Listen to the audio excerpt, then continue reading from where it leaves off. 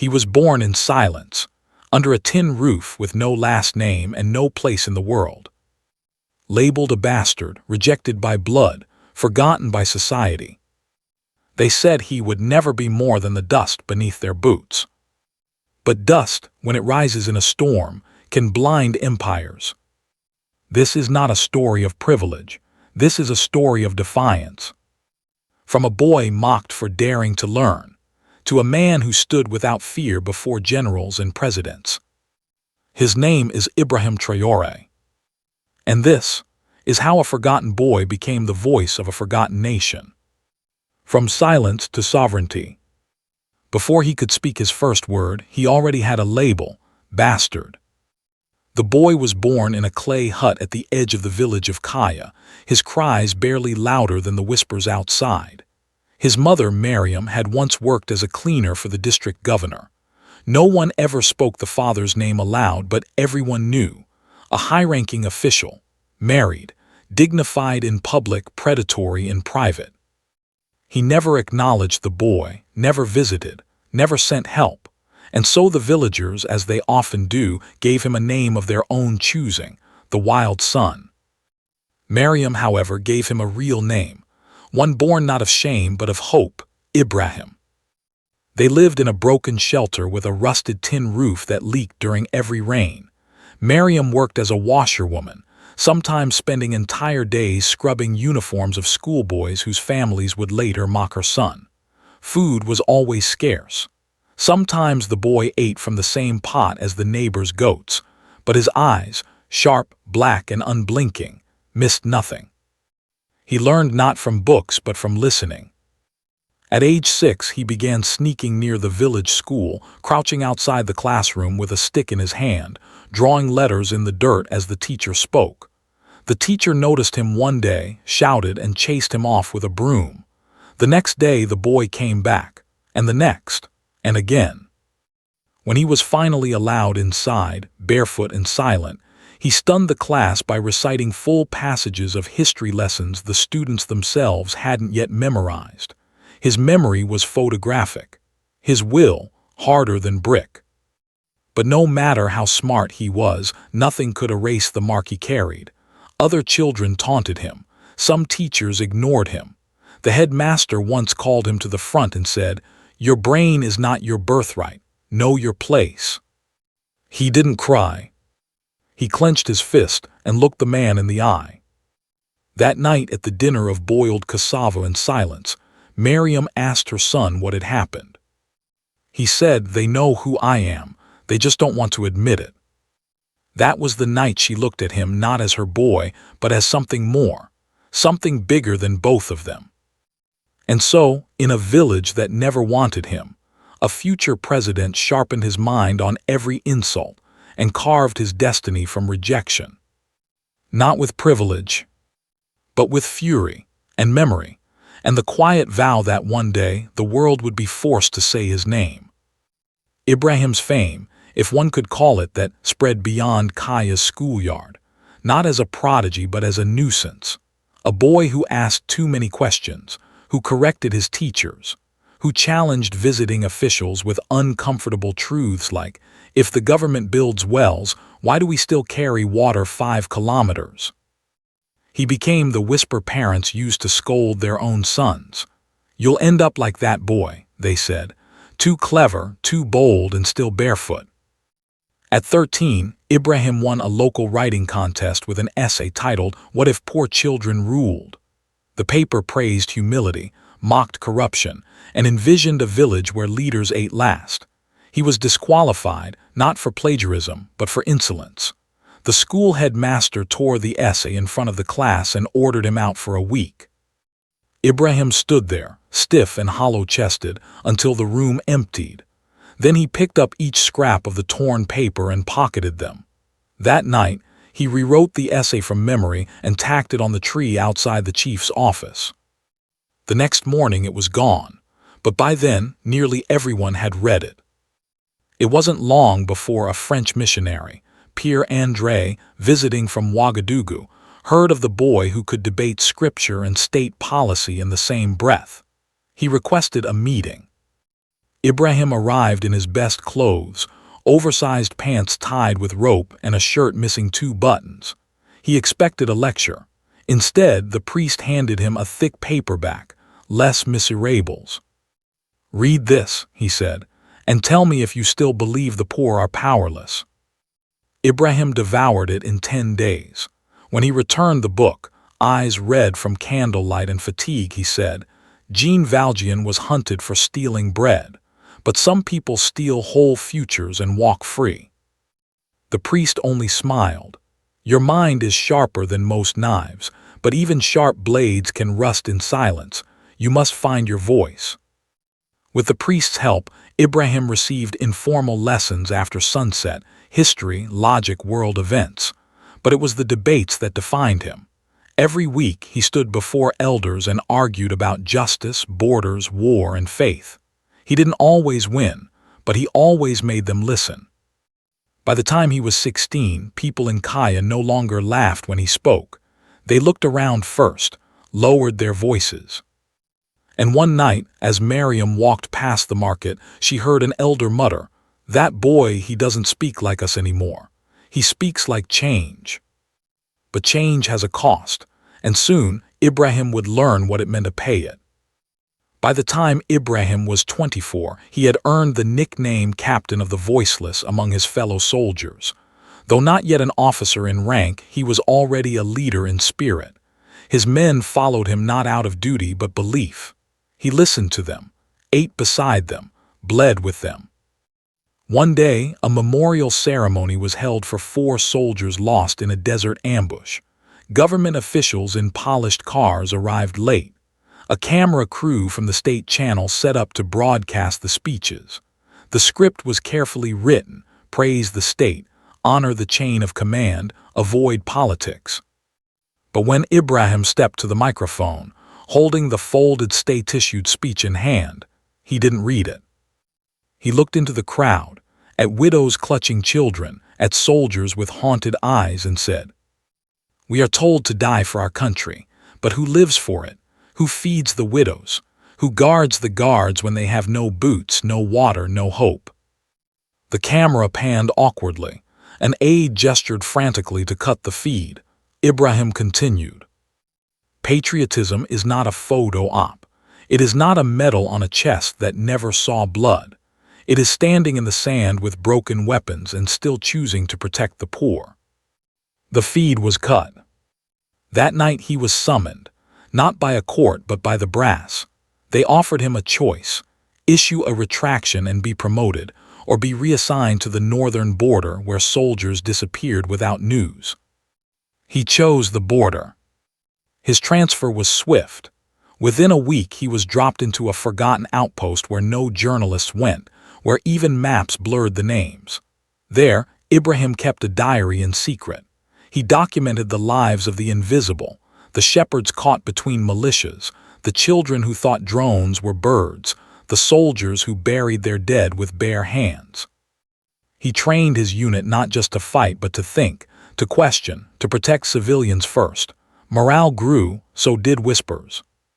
A video, secretly filmed by a medic, made its way back to the capital. It showed Ibrahim treating a wounded civilian, giving up his own rations to feed a family in hiding. It ended with a haunting line: "If I die here, let it be known, I died for people who were forgotten by those who rule." The video went viral in underground networks. Students at universities started quoting his speech. Protesters printed his face on posters with the word "authentique." He had become more than a soldier now.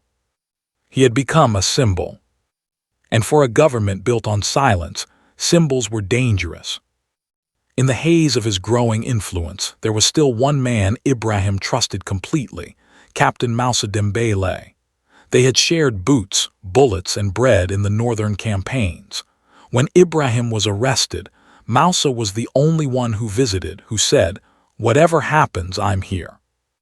So when the rumors started, that a coup was being plotted, that Ibrahim's name was being chanted in student protests, that soldiers were asking why he wasn't already in power, Ibrahim turned to Moussa first. "Tell them to stop," he said. I'm not looking for a throne." Moussa nodded, smiled, and shook his hand. The next week, Ibrahim's room was ransacked again, but this time no drugs, no cameras, just silence. He vanished. No official arrest, no charges, no record. They called it a disciplinary relocation. But in truth, he had been taken to Compartment 9, a classified military detention center in the outskirts of Fata, a place where inconvenient patriots disappeared without a ripple. And the order, signed by Captain Moussa. For 32 days, Ibrahim was held in a lightless cell, fed once a day, interrogated twice. They asked the same questions: who funds you? What is your plan? Who do you report to? He gave the same answer: the people. The beatings weren't the hardest part. The hardest part was knowing who had sold him. But they made one mistake.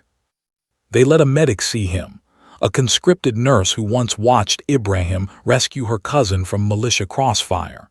She risked everything to sneak out a message to an activist group. "He's alive, but not for long."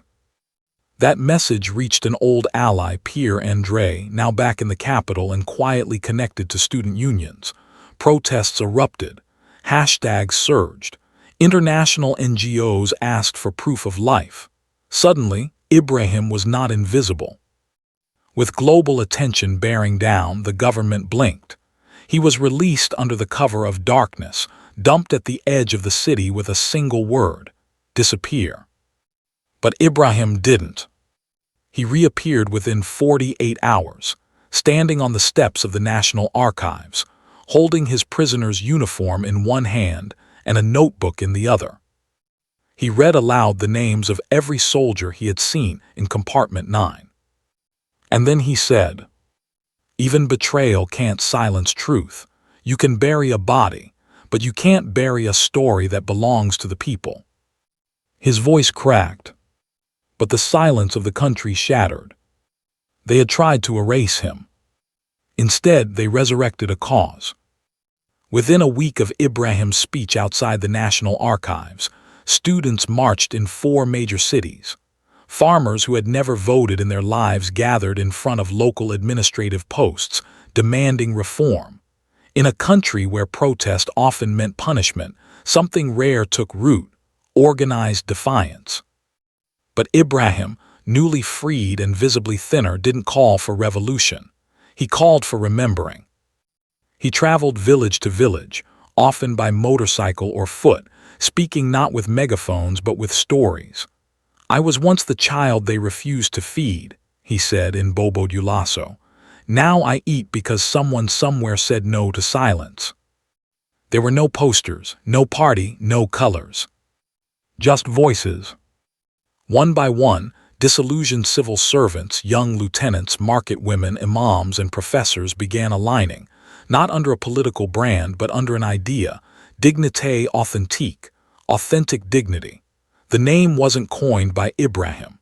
It was shouted by a street vendor during a march and picked up like kindling by the crowd. By the end of the week, it had become a chant. Pas pour la gloire, pour la dignité.